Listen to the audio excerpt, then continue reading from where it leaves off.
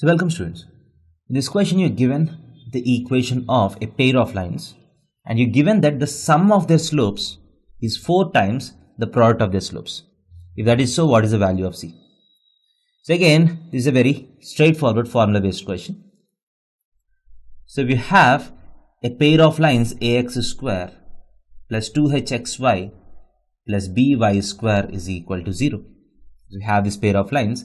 We know that the sum of slopes m1 plus m2 is equal to minus 2h by b and m1 m2 is equal to a by b. So these are the formulas that you need to know before solving this question.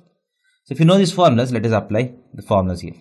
So what is m1 plus m2? This equation becomes m1 plus m2 is minus of xy coefficient by y square coefficient, that is 2c by minus 7 is equal to 4 times m1 m2 is x square coefficient by y square coefficient 1 by minus 7, that is minus 1 by 7.